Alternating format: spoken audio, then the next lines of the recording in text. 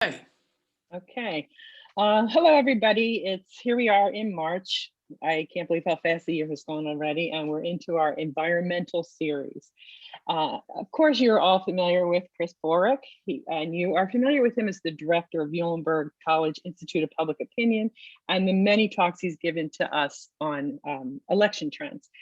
But last year, I was looking at his bio, and I learned my lesson: always read to the end of the bio. And when I got towards the end of the bio, I saw this phenomenal realization that Chris has done a tremendous amount of research into climate change, global warming, and public opinion and public policy.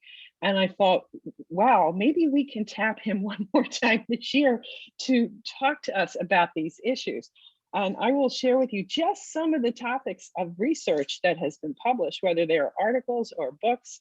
It's just phenomenal. And I'm just going to give you a few titles. The Climate of Belief, American Public Opinion on Climate Change. A Reason to Believe, Examining the Factors that Determine Individual Views on Global Warming. American Public Opinion and Climate Change. American Federalism and Climate Change, Policy Options and Public Opinion. And then here's one: Climate Compared, Public Opinion on Climate Change in the United States and Canada, Belief in Global Warming on the Rebound, National Survey of American Public on Climate Change, which I believe, is that a Brookings Institute publication? Yes, that's pretty impressive. And Public Views on Climate Policy Options and Lessons from an Early Mover, Shale Gas Policy Development in Pennsylvania.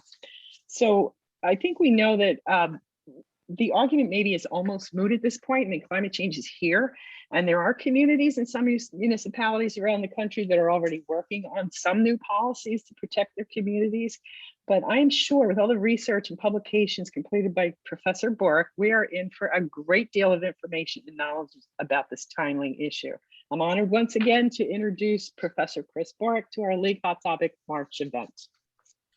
oh, thank you so much, Mary, for the kind invitation, and great to see all these very familiar faces that I've had a chance to know over the years at talks here and other events in the Valley. It's always good to be back, and I didn't think I'd be back this soon after speaking in the fall. But as Mary did note, it's an absolute pleasure for me to talk about my academic research. Not that my work that I often share with you on elections is not part of that, but it's often more kind of contemporary views of public attitudes, perceptions about elections. And I've written on it in academic pieces, but most of my research is on public attitudes toward the environment. My public policy and issues in that area are the particular thing that's driven me for most of my career, and most of my publications and research are in environmental policy and public attitudes regarding the environment. So it was great to have a chance to speak about that research with you, and I put a little presentation together that maybe brings in some context from other researchers of where we are on public views on climate matters and policy right now. So Terry, is it okay for me to share slides? Okay, I just wanted to make sure that's good. So that's what I'm going to bring up my slideshow. Oops, hold on for a second. I should have brought my presentation up first. I'm going to stop share for a second, and now back. There we go. All right, good folks see it? Okay, just always good to check. So yeah, I'm going to talk a little bit about American perspectives on climate change, beliefs, concerns, and policy preferences. And so my plan is to share some measures of American public opinion regarding climate change, what Americans believe, accept. Mary mentioned that the problem, by a scientist would tell you, is very well accepted. What does the public think? How concerned are they? An important thing as a public opinion researcher is not only what people accept, but how important it is to them. That's a driver for policy action. And so where does environmental issues, in particular climate change, fit with broader issue concerns. So I'll borrow on some great work from the folks at Pew on that. And then I'm going to look at some support for climate policies, and particularly placing a price on carbon, one of the big issues and policies that's out there. Do we price carbon taxes and other things? So that's what I'll try to do in about 20 or 25 minutes tops, and then open it up for conversation so we could talk. All right, the sources I'll use for this talk, just to give you a little bit of background, is primarily from the national surveys on energy and the environment. This is a survey that I've co-directed since 2008. For most of that time, it was partnered between Muhlenberg and the University of Michigan, who is our publisher, if you will, of it, and research partner. Michigan stopped, the director that I worked with stepped down a few years ago. So in 2019, the partnership ended, but the NSEE is still going on. In fact, we're going to be releasing our most recent data in just a few weeks. So I have a couple of tidbits in there that I pulled already to show you that aren't even released yet. So you'll see some data.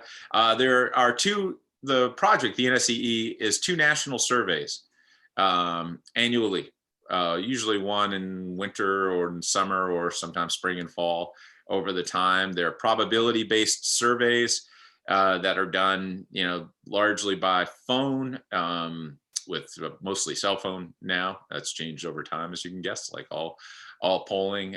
Pretty big samples, between 600 and 1,000 people that we do in each round. So we've talked to well over 20,000 people, 20,000 interviews in this project since it started. And it's big surveys, big data, lots of great data.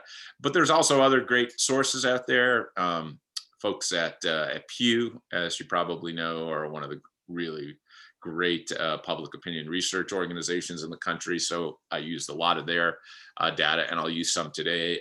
Yale has a great climate opinion research wing at their forestry schools that publishes amazing work. Know a lot of great people over there. So there's lots more, but I'm going to borrow a little bit from them also. So, this acceptance of the problem.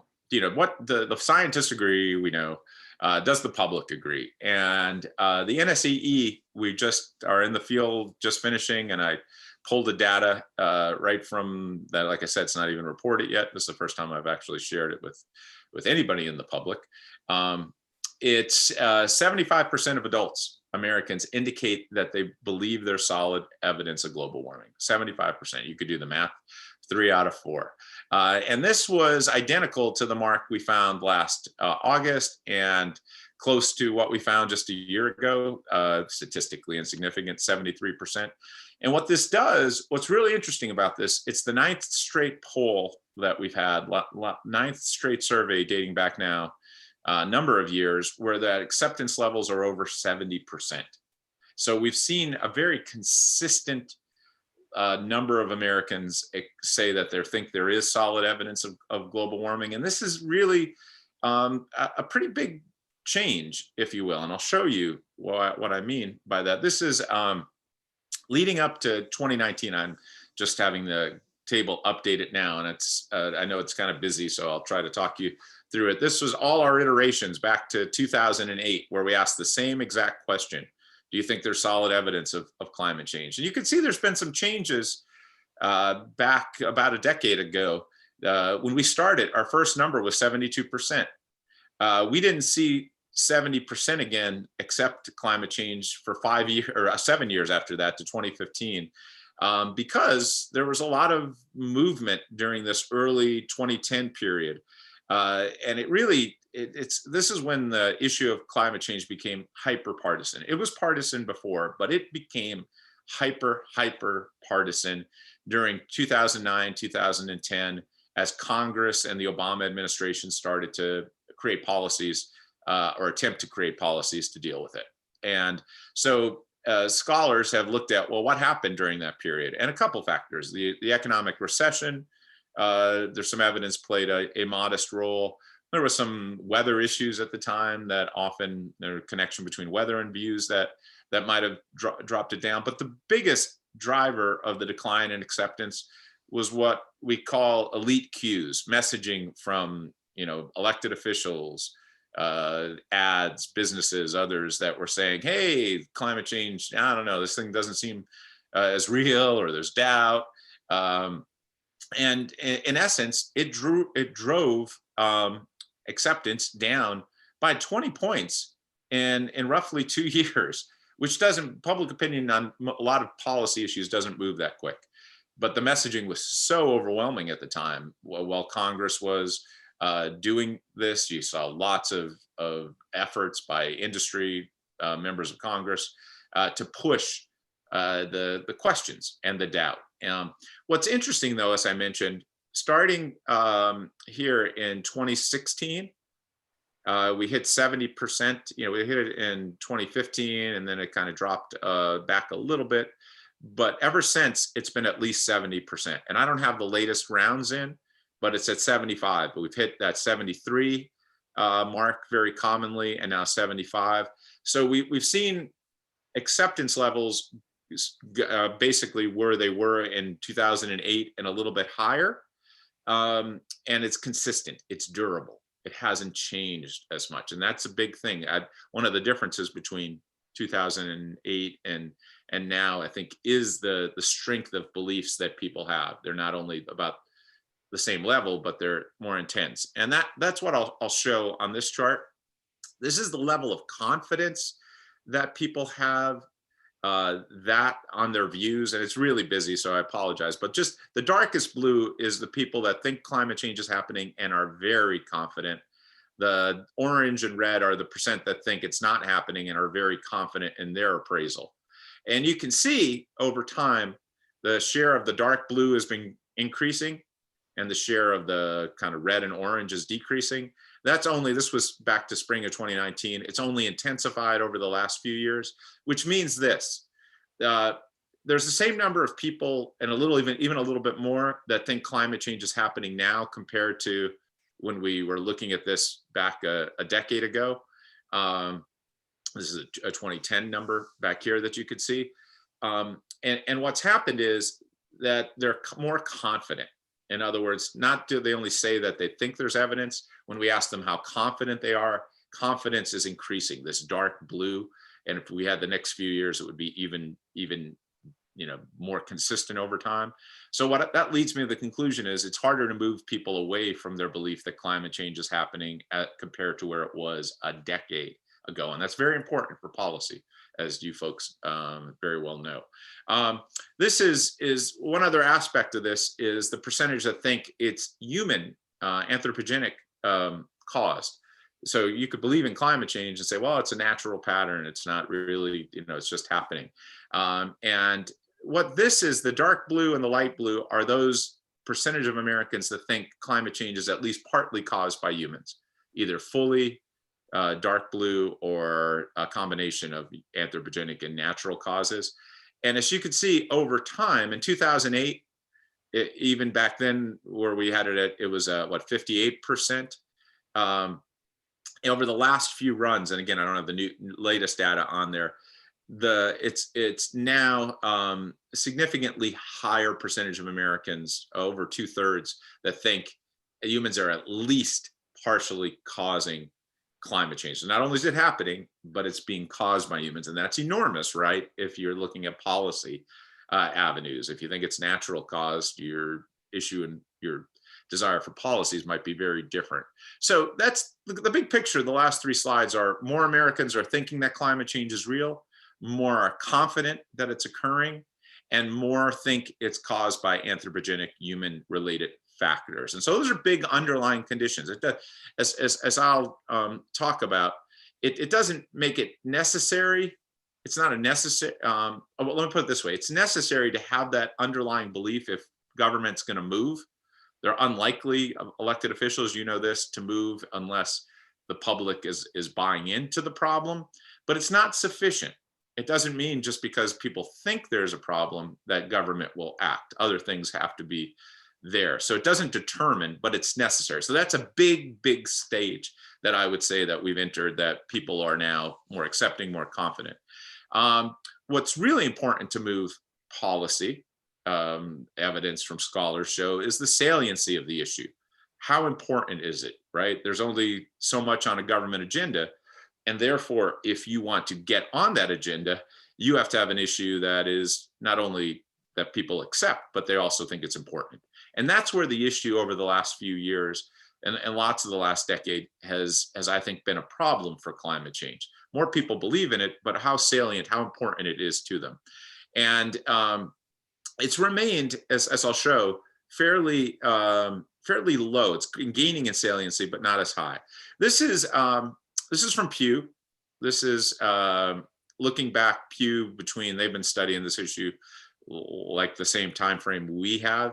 And you can see these are more Americans say that climate change is a major threat, kind of part of saliency. Is it really threatening?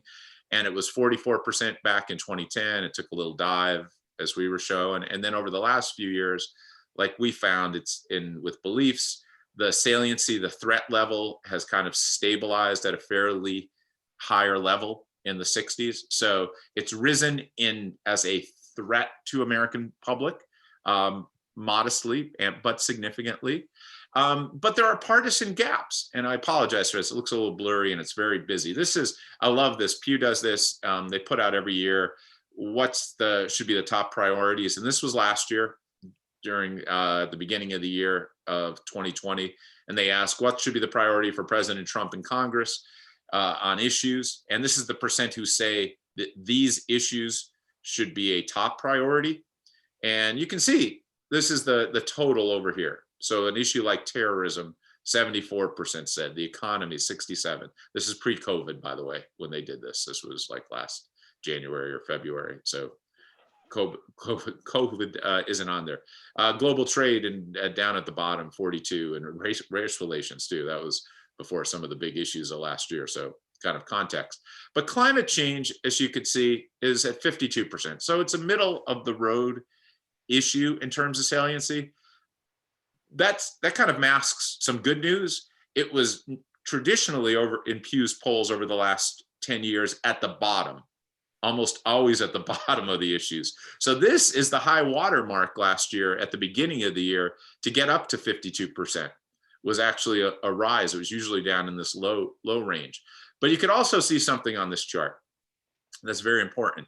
The gap between red, these are Republicans that think it's a top priority, and blue, that Democrats think it's a top priority. And this is what makes this issue so daunting politically in some ways, is it has the biggest gap of any issue that Pew tested. 78% of Democrats thought it should be a top priority, almost at the very top, as you can see for Democrats. The environment in general was at 85, but right behind it, education, healthcare, and climate was right there at the beginning of last year. For Republicans, however, you can see it's 21% said it's a top priority, making it the lowest of any issue on their list. And that gap, look at the gap. It's 57%.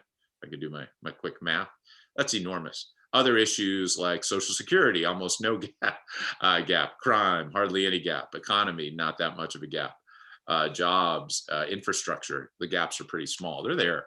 But that just tells you about this issue. It's been hyper partisanized over the years, and it's also in terms of salience. This was the list to give you back to that saliency. This is from Pew. This is a top issue for voters in the election last year. We've just asked some questions on this too, and it kind of aligns. The economy was the top issue, healthcare, COVID outbreak when they were doing this in the fall. Climate change was at 42%. So on the list, that's significant percent said it is very important, but relatively low. And again, if you're trying to crack into the space of agendas, where it lies is important. As you can see, that the Biden administration, right, who we'll talk about a little bit later, certainly is interested in climate issues. They've said they've campaigned on it, but their actions, what do they move for first? As you might expect, COVID and other issues. We'll see when climate kind of fits in there. This is just that one. This is for Biden supporters with that same chart where it fits in. It was the very lowest of issues tested for Trump supporters last year. People that voted said they were going to vote for the president, saying it's very important. Only 11% among Biden, 68. All registered voters, kind of in that 42% right there. So the issues gained importance. It still remains partisan in terms of its divide, and that's a big part of the issue. As I kind of wind down with just a few last slides, it's support for policy. Okay, you could accept it. You could even think it's a concern and even more salient, but well, what policy? What do you do about it? And that gets very complicated, as you can guess, with an area like climate change. What support for policy options does the public have? And we've looked at this a lot over the last, 13 years. Dozens of questions, if not hundreds, that we've asked the public what they support, what they don't support. And I'm just going to give you a few broad takeaways because it gets pretty busy and pretty noisy quick, and I want to make sure we leave time for conversation here. We have found in our polls over and over, our surveys, strong and consistent support for regulatory approaches. So if we test, does the public want better efficiency, renewables requirement, like Pennsylvania and a lot of states have renewable energy requirements? Do they want support, regulatory support for transitions? Overwhelmingly, yes. The public loves policies that are generally supportive of more efficient, clean energy. That's not only us, and the folks at Yale, Pew, everybody has found that. So regulatory approaches, not surprisingly, are often the ones that are turned to the most. You see it at the state level regularly. Lots of states have turned to renewable portfolio standards to do this, to get more energy. You know, the whole weather stuff that happened down in Texas a few weeks ago was interesting, right? Immediately, some of those battles that were coming out with the governor saying, oh, it's the wind turbines that aren't working. Texas invested in those historically as part of their renewable package. They had one of the bigger renewable packages. So there's lots of things I can unpack there for you, but those policies are popular, and not only in blue states, but red states, a lot of Midwestern, the Dakotas and others. There is more mixed support for cap and trade policies. And, cap and trade, folks might know, like a regional one, like the Regional Greenhouse Gas Initiative, which has made good news in Pennsylvania, or at least in terms of the conversations over the last few years as policy. But also nationally, we've tested this over time. And back in 2008, it was pretty popular. It was actually a policy that emerged from conservative economists historically as a way to address environmental problems, create markets to trade those rights, and use market efficiencies. But it got tagged back in 2009 during the debates as cap and tax. This was when those belief levels went down. It was also a tax on the policy. And it never really, I'll show you, it never really emerged totally out of that as a popular tool. You get it in some northeastern states in a regional level, but on a national level, it's struggled to get buy-in, and it's a slow recovery, as I put there. And on the issue of a carbon tax or pricing carbon, we've tested this a lot over the last decade. And as you can guess, anytime you mention the word tax, it doesn't have the greatest public support. It's just part of the reality of tax-related policies. People don't like that term very much. So it's not shocking that you might get people to be kind of anti-tax. But a big but. The key for support for a carbon tax is what you do with the revenue that it generates. A carbon tax, right? You pay the tax. Well, where does the money go? And depending on where you say you're going to put the money, it has some really big effects on how people will accept it. And I'll show that quickly, and then we'll move to questions.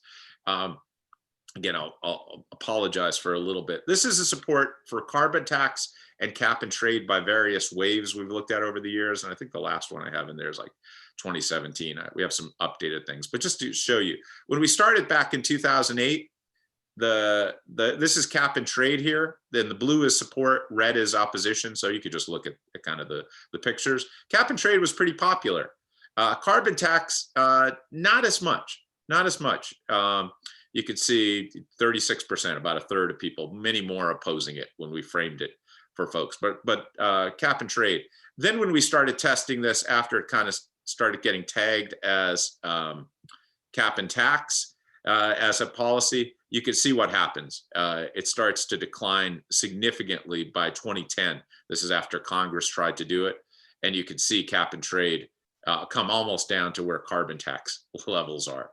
And over these next couple times, 11, 12, 13, both of those policies were non-starters. That's why the Obama administration never came back to Congress with cap and trade or carbon taxes. They instead went to regulatory means, used the president's executive powers to do it. There was no will, so they used what they had. And very likely Biden's going to take a similar path, at least in the short term. But by 2017, and then some other, coming up, we started to see that the carbon tax started to gain a little momentum, and actually was kind of at the same level as cap and trade, which had a little bit of a rebound too, as talk about regional efforts started to take place. And I'll show you, and I apologize, this is a really busy chart, but I'll talk you through it. These are carbon tax at different. We tested at 4 different times. And the red is opposition, the blue is support. And the 4 ways we tested it are 4 different frames of what you can do with the revenue. So when we ask people, do they support carbon tax? The first is just a base. We don't say what you could do with the revenue. And we just say it's a carbon tax, right, to address climate change. And you could see the reds dominate the blues, right? There's some movement later, as I showed you. But largely majorities oppose, some strongly oppose. However, this next block here is when we say we'll create a carbon tax, but we'll use it to address, we'll use the money to lower your income tax burden. In other words, the carbon tax money will offset what you pay in income tax. So you'll pay less. And you can see, right, the blue much higher, much higher. People kind of like that idea. They say, okay, that's a trade-off I might like. They even like it more when you say that the money from the carbon tax will go to renewables. It's relatively the same, but in some ways even higher the last time we tested it. And Yale and others have done the same test. And the most popular way to sell a carbon tax is if you say that money is going to be dumped right into renewables, either for people, for industries, for others to go to. People love the connection between those, and it actually gets majority support. That's why a lot of groups, nonpartisan groups that have been pushing for a carbon tax, talk about the dividend a lot. What do you do with the dividend? The last one is debt and deficit. We say, well, how about if we use it to pay down the debt? Not very popular. People don't make that connection. So the sailing point is either make people's taxes lower or put it into renewable. And you see people that are advocating for a carbon tax doing that. One thing that I will note is willingness to pay. We do ask people this: how much are they willing to pay to have more renewables? And we've asked it since 2008. And I took this one from last summer. One interesting thing is that in 2008, we actually had fewer people say they'd be willing to pay nothing for renewables than they do today. You can see this is the comparison of the two. About a third of people that we poll say they pay nothing each year. Now, we've seen some people modestly more be willing to pay more for renewables over time, but this is one of the big kind of lagging. I put this in as a kind of a cautionary tale. When we ask people how much are they really willing to pay, we see some reduced levels. All right, so it's good, especially since you'll have this up. These are where all our reports are. Most of them are still at the University of Michigan. That you can go check all of them out if you want all the details. There's the hard data you could actually get at Michigan. And then of course we have a lot of our results at Muhlenberg. So that's a lot of data in a really short period of time. But I wanted to at least start by sharing that. So there you go.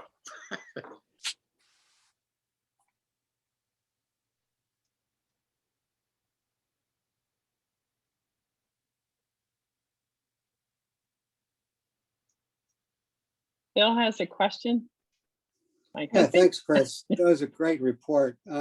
Looking at the second last slide, when you were talking about the use of the carbon tax revenues, underlying that, is there probably a distrust of the public to say, unless you tell us what you're going to do with it, we don't trust that you're going to pull a bait and switch and move it around?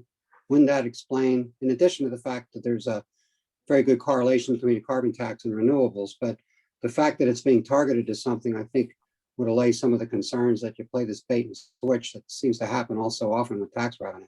Yeah, Bill, I think that's a great analysis. And I think generally dead on. You have to sell the public where it's going for, right? If you're going to do this, and that's a heavy lift.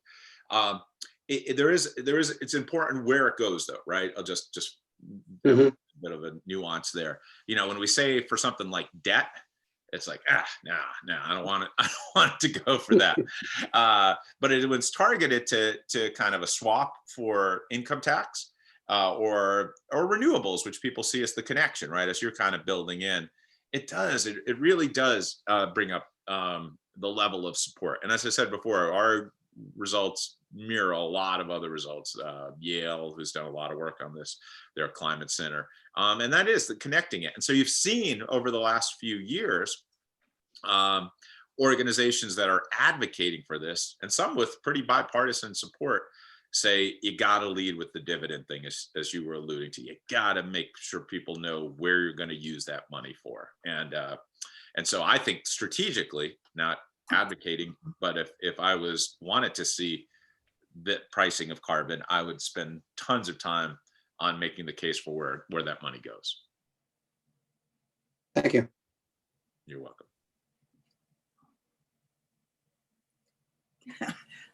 Could I, excuse me, could I just ask, what is the influence of big businesses starting to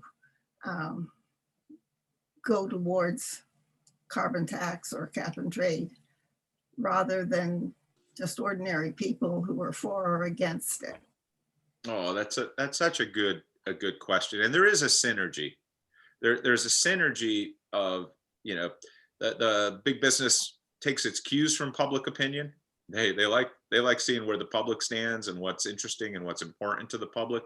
So they respond to where the public is. And they also, as we've said in the past, they try to shape public opinion. A lot of the shaping that went back on in 2009, 2010, 2011 was a lot of money spent on ads by industry, a lot of fossil fuel industries, to kind of sow doubts, if you will. And so one of the signs that why business, I think, has kind of moved is that the public has moved, and it's more consistent. As I showed in the data, it's more durable. There's an acceptance of this. A lot of that is, some of that's generational changes and other factors that are playing into it.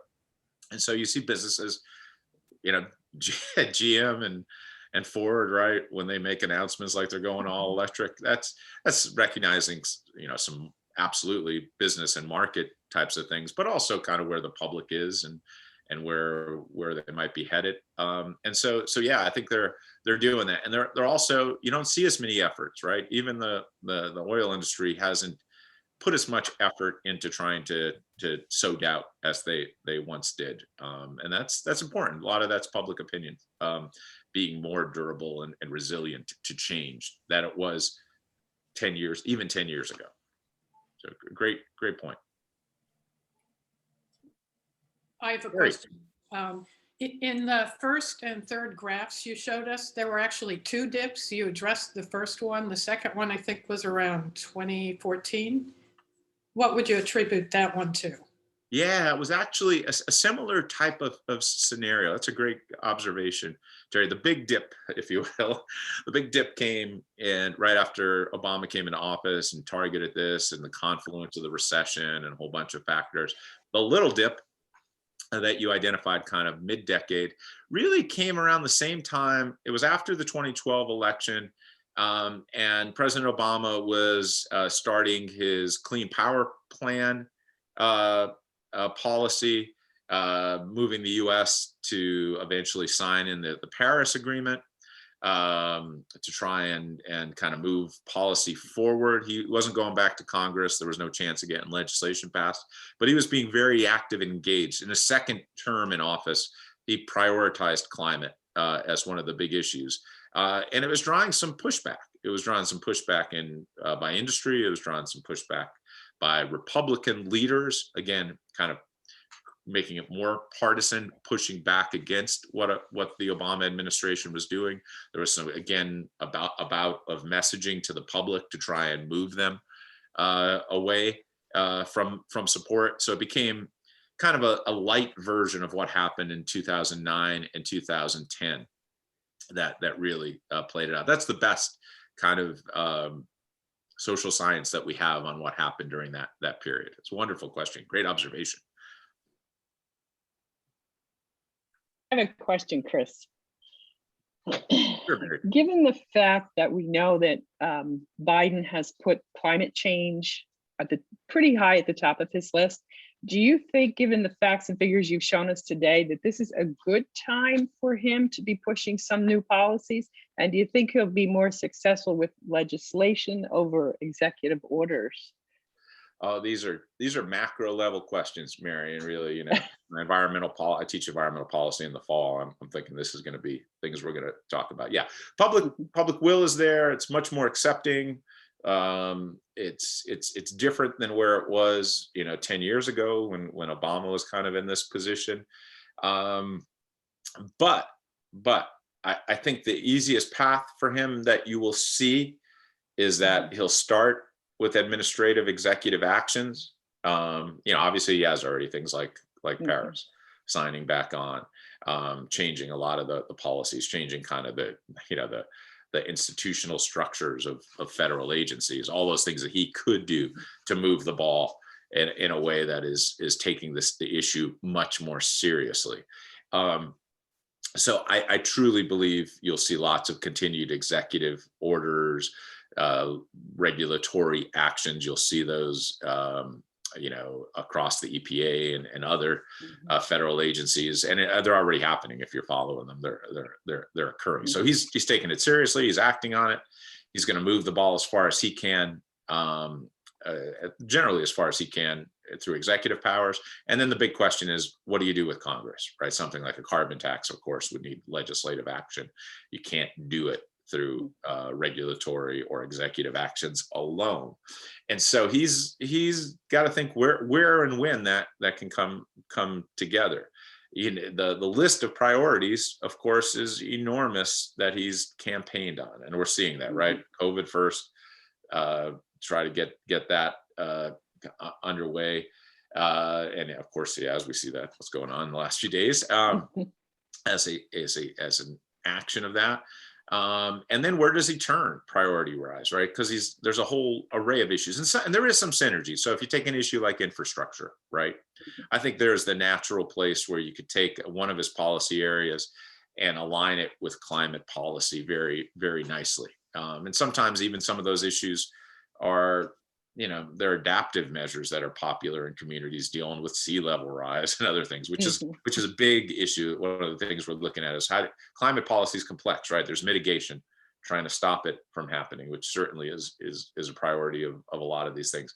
But then there's adaptive measures. We're kind of in pretty far already. So how much do you put in infrastructure, not only for green energy, but for, you know, stormwater management, sea level types of things. So there's going to be actions. I really, this is kind of the big question mark that I think is how much, especially with very close control of Congress over the next 2 years, and some states like West Virginia, representatives like Joe Manchin and others that are going to be pretty cautious in how far they want to go.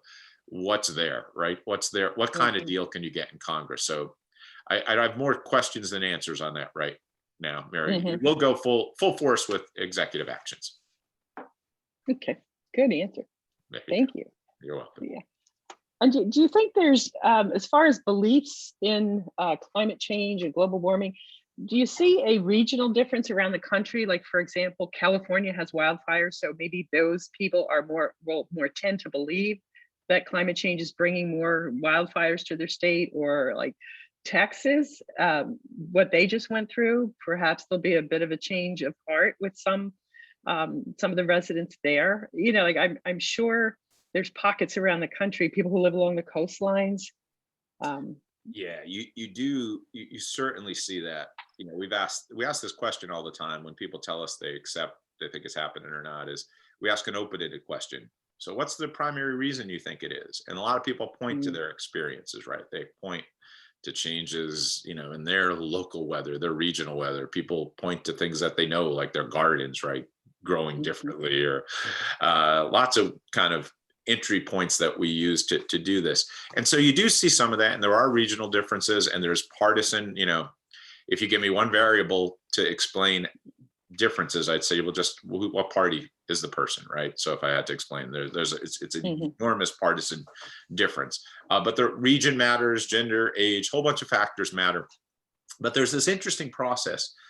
Folks familiar with the concept of motivated reasoning, right? We kind of see what we want to believe and want to see. And this happens in climate change. We notice that people, we've done these studies, and we're working, you mentioned Canada, I work with a colleague at the University of Montreal, and we've been doing a lot of studies on how people perceive their local weather. You know, do they perceive it? You know, there's a reality, right? There actually is a weather. This is, you know, it's colder, it's warmer, it's wetter, it's snowier, it is, and over time. So we could ask people, so how was your weather last winter or last summer after a season?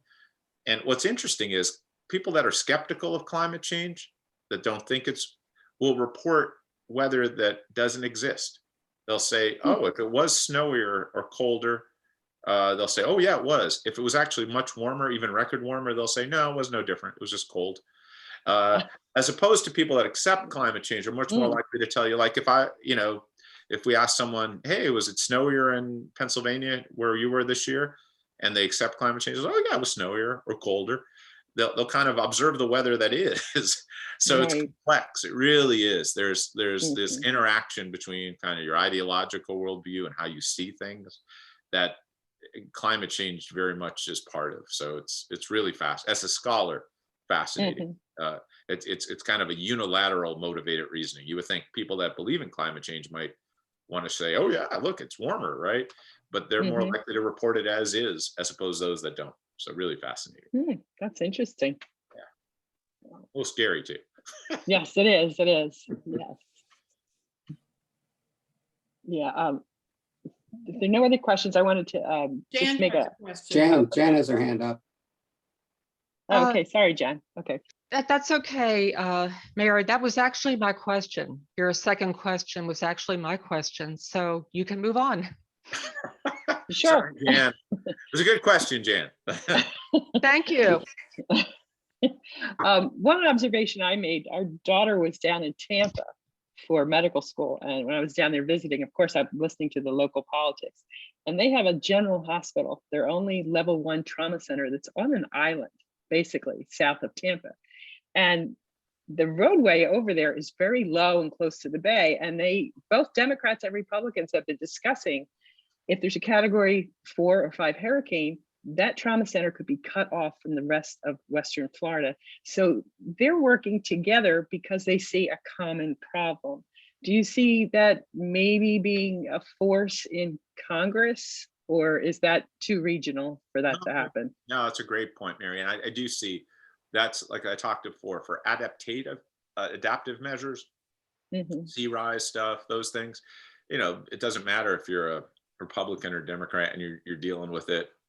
Doesn't matter necessarily if you even think it's anthropogenic. If you're just experiencing it, it's causing problems. You know, you got to address it. And so sometimes we call it kind of stealth climate actions. Some states won't even allow you to say climate change. Right. It's resilience and all kinds of things. And so you have to sell it and package it a little different, but ultimately it's designed for those purposes, right? To deal with the effects of climate change, which is an enormous part of the picture, right? Mitigation remains essential, and to try and get it at the issue and stop it from happening or reducing its intensity. But the reality is you also have to deal with the impacts already. And so that does transcend. Again, sometimes it takes some massaging of names, but hey, you know, you see a lot of southern, you know, Gulf Coast. I mean, you talk about the areas that are most in the bullseye of the effects, right? It is the South. It is. Yeah. We've got effects. Other places have effects. Coastal regions, of course, and the South, which is just, and by almost every measure, the kind of area that's gonna feel it the most. Not that anybody's immune. Right. Most. Yeah, Miami is doing tremendous infrastructure improvements to raise roads and storm sewers because they're underwater most of the time. Yeah. As Bill, as you said, you know, this area, you know, all the infrastructure stuff. It's like they call them what, sunny day flooding, right? You just get, you know, the coastal stuff, and because of the sea level rise, and just get a little bit of a different push down there. I don't know all the details on it, but you get, you know, floods in low-lying areas that are, it's not even raining, right? It's just, you know, inundation and all kinds of interesting things. So they're doing, as you said, there's a great piece in the New York Times a little while ago on kind of Miami's moves on that. And there's a good conservative presence in you know, Miami-Dade, that area. Right. Well, speaking of Miami, I saw a documentary about that very thing. And one side note about this is the infrastructure change. What a lot of people are doing is turning away from the their condo towers on the coast itself and going inland, but they're going into neighborhoods that are traditionally African American people who weren't even allowed to go on the beaches, you know, and they're starting to go in and they, do things like upgrade and raise the cost, the appraisal, that is, of these homes. And the people who've lived there for generations are having to leave because they can't afford to live there anymore. So it's another impact on different population groups of people's reaction to the effects of climate change. Yeah, what a great observation. I'm so glad you brought that in, Jan. There are so many ramifications, as you said, and ripple effects, right, on migration, you know, and then not internally, not only internationally, which is a whole other issue we could expand on, equity questions, but kind of these environmental justice questions. Who can pay for, you know, the resilience? You know, Bill mentioned Miami, right? But cost, there's enormous cost to do this. So who's going to pay for this, and who can't pay, and who doesn't have the resources, and where do they go, and who can move, right? There's adaptation takes a lot of money, lots and lots of money, and that brings up equity questions that we have, and so my gosh, you know, there's lots of great writings on this. Not my particular research area, but it is just an enormous part of this, and the puzzle is big. This is a mega issue, right? A wicked hard problem to deal with, and so lots of complex parts. So glad you brought that in. Yeah, there was a recent report. I think it was on the program Climate One on NPR, but it might have been someplace else. I get so many sources about the fact that a lot of companies are moving away from Manhattan, but they're moving to Florida. And the bad thing is that Florida, there isn't the option to move inland, whereas from New York, you could move inland. So that's a big problem. And they also were talking about different seawalls. And one of the concepts was a Lego wall where you could just keep building, adding bricks on top of it.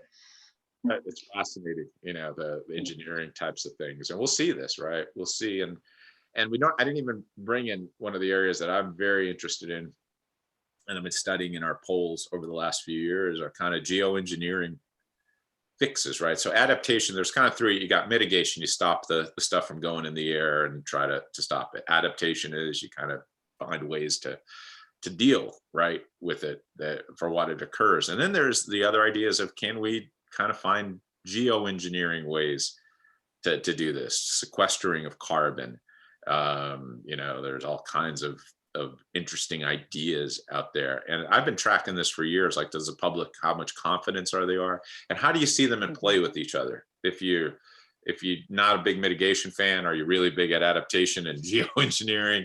Or do you see them all as one complementary tools? It really kind of these moving parts on how we deal with the problem that's here in many ways and could be worse. How do we manage those? So Kathy kind of just, those on a business level, how do companies think about this? So lots of moving parts. And I raised more questions like a good professor. I raised more questions than I've answered.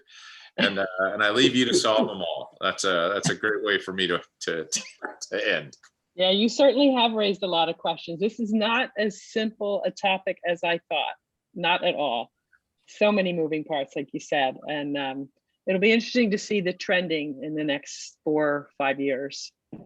Indeed, lots for me to study. I've got more than I could handle, but appreciate you everybody for taking some time and letting me have a great venue to share something I usually don't share with you folks, but I'm glad I had the opportunity to. It was very interesting. I mean, it's something, we all need to look at, to form our own personal opinions about these things. And, how we're watching what's happening in Harrisburg, how we're watching what's happening in Washington, and having a clearer understanding is always good.